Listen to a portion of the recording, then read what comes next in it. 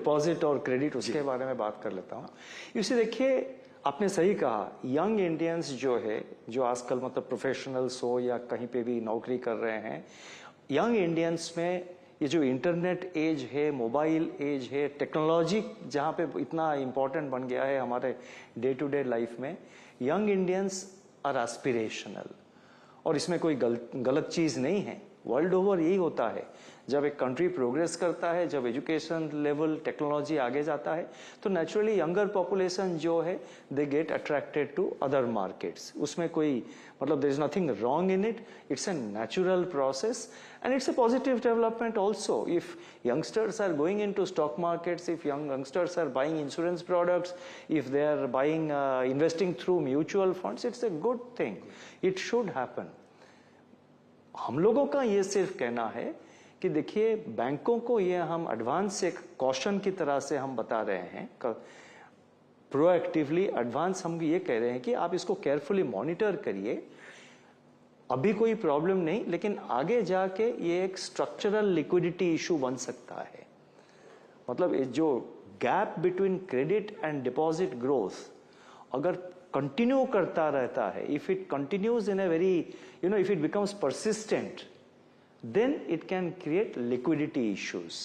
मतलब आप क्रेडिट बढ़ रहा है लेकिन डिपॉजिट नहीं बढ़ रहा है, 6-8 महीने के लिए चल जाएगा, 1 साल तक भी चल जाएगा, लेकिन अगर कंटिन्यू करेगा, और ये जो स्थिति है ये पिछले साल से शुरू हुआ है, तो इसीलिए बैंकों को proactively they have to be very careful about dealing with this liquidity management, और क्रेडिट और डिपॉजिट ग्रोथ में एक बैलेंस लाना चाहिए। और another positive thing which has happened is banks are even today, I find that banks, quite a number of banks are now raising funds through by floating infrastructure bonds. And the good thing about infrastructure bonds is that they are getting it at very attractive rates.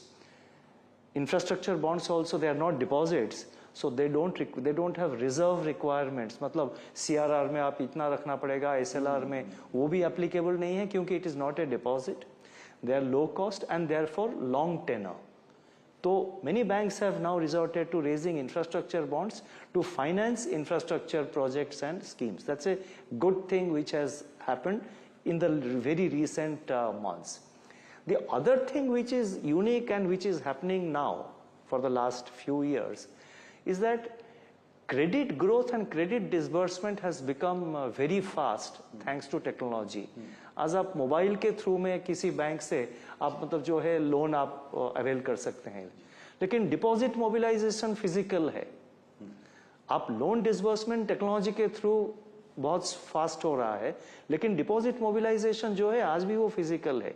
इसीलिए मैंने पिछले monetary policy में मैंने कहा था RBI के तरफ से कि बैंकों को नए नए डिपॉजिट प्रोडक्ट्स, नए new products and services in the area of deposits मतलब लाना चाहिए, और उनका जो वास्ट नेटवर्क ऑफ ब्रांचेस है उसको यूटिलाइज करना है।